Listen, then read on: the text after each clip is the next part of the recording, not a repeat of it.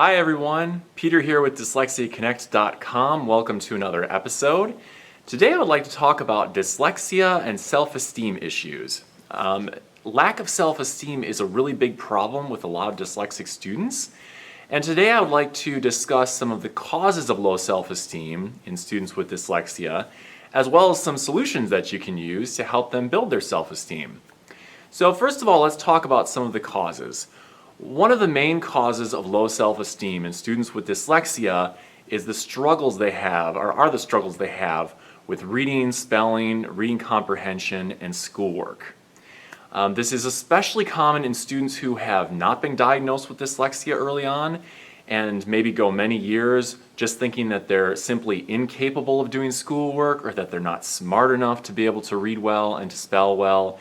With students like this, they often have spent so much time feeling like they're failing and that they're incapable that by the time they get to a certain age, their self-esteem tends to be fairly low.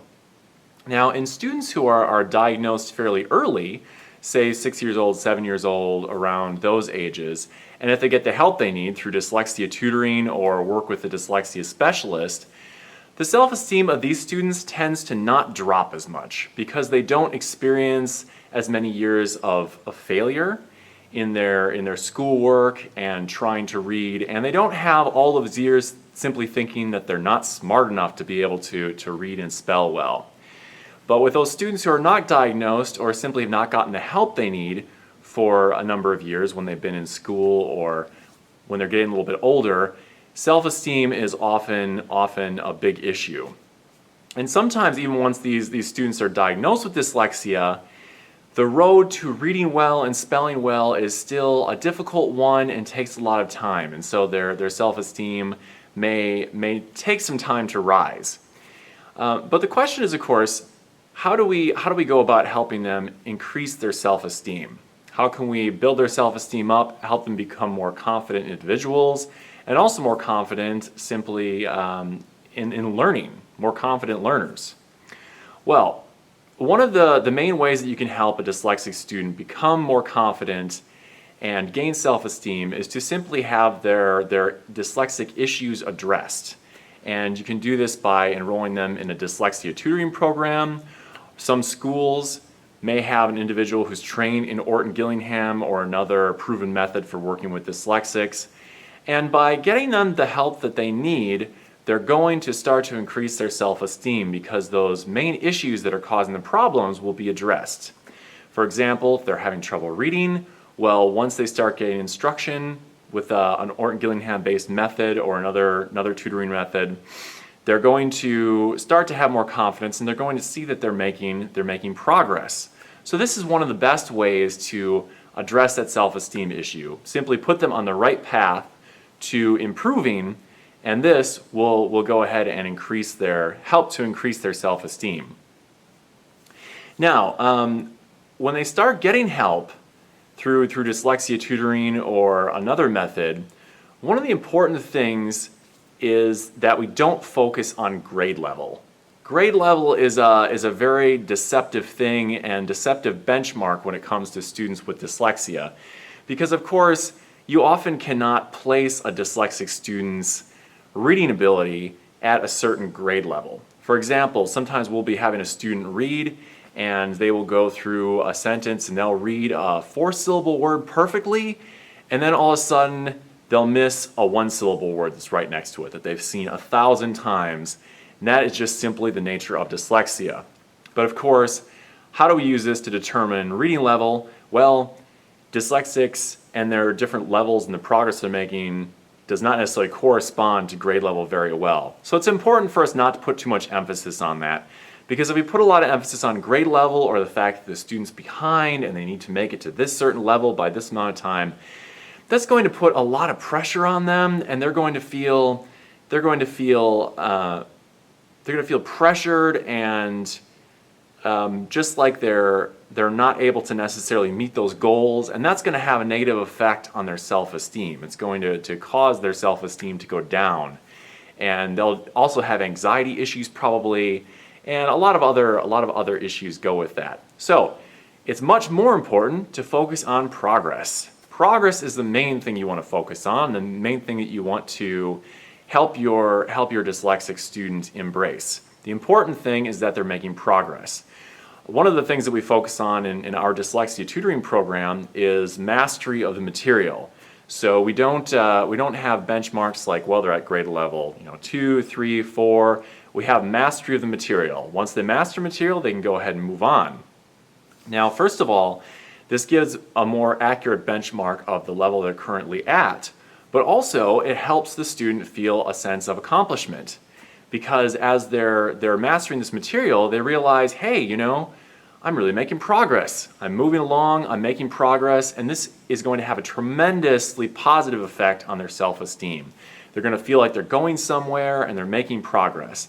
And even when this first material that they're mastering is very basic, it's still going to give them the same sense of accomplishment. Another thing that we've noticed is that we often have students who are very severely dyslexic start at a very basic level with their reading books. We have a series of phonics readers that we use, and regardless of what age the student is, they almost always feel really good about being able to read in a book that they're capable of reading and that they can get through by themselves, with a little bit of help, of course, and some reminders from us to go back to words they missed and to maybe insert words they missed in the sentence and various things like that. But they're still able to go through the book and read it by themselves, apply the phonics that they're learning and the different syllable rules that they're learning in tutoring, and get through the book.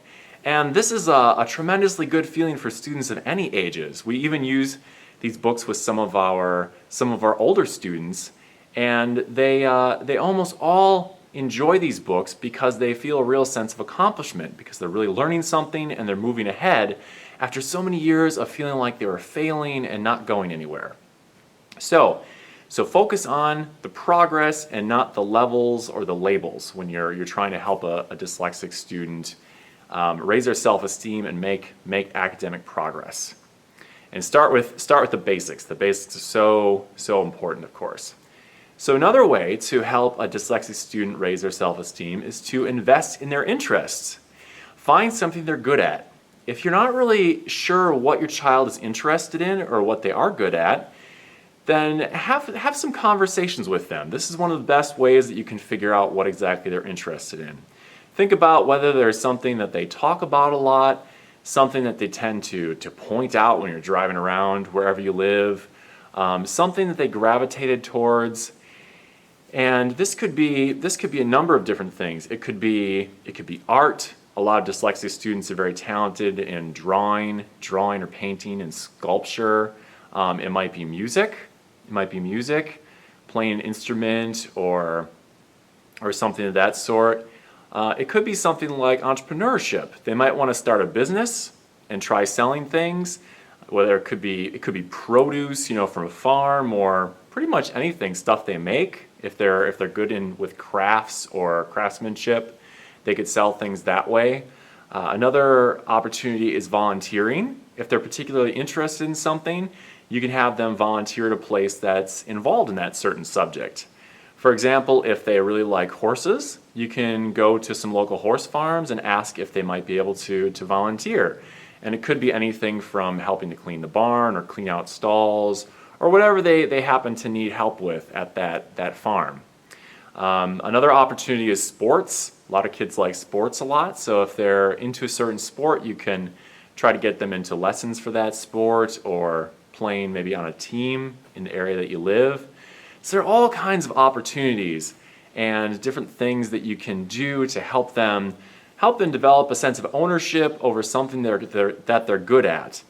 And when you encourage something that a dyslexic child is good at, this self-esteem they build in this area actually spills over to other areas as well. If they feel really good about a certain area of their life, this is going to lead to them having more confidence and more motivation to improve in their reading and spelling as well, and dealing with the dyslexia issues that they're dealing with. So it has a positive effect overall in a child's life. Now, I sometimes hear from parents, they tell me that they just simply don't know what their child is interested in, and they have no idea what they're interested in. I was talking to a student's parent recently, and she was telling me that her child now is just at a point where he he just gives everything up because he feels like a failure, he feels like he's not capable of succeeding in anything, and as a result, he might be excited about something and start it, but a couple days later he'll just quit. And this kind of goes on and on like this. Or there's another case where a student just may not seem to have any interests at all, and their parent might not really know where their interests lie. Now, with the student in this case, a great thing to do is go back to some years before and think about what they were interested in when they were younger. Sometimes once students have gotten discouraged because of their dyslexia, felt like they're not making progress, these interests sort of go underground and they don't necessarily express interest in them anymore, or they don't necessarily reach out and try to do new things. If this is the case with your child, try thinking about what they were interested in before they started having so many difficulties in school and difficulty with reading and spelling and all those different areas. And most of the time, when you think back, you'll be able to say, oh yeah, like I remember they used to be very interested in dinosaurs, or they used to like to draw a lot, and you'll probably come up with some ideas.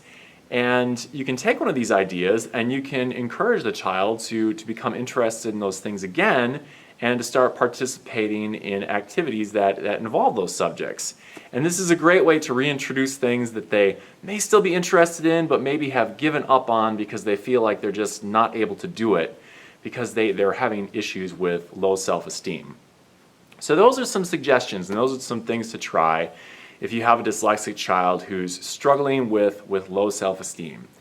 If you'd like more information about dyslexia, or you're interested in our online dyslexia tutoring program, feel free to visit us at www.dyslexiaconnect.com. Also, please subscribe to our YouTube channel. If you'd like to receive more videos and check out the playlists we have for our Dyslexia Connect blog, please feel free to subscribe to our channel.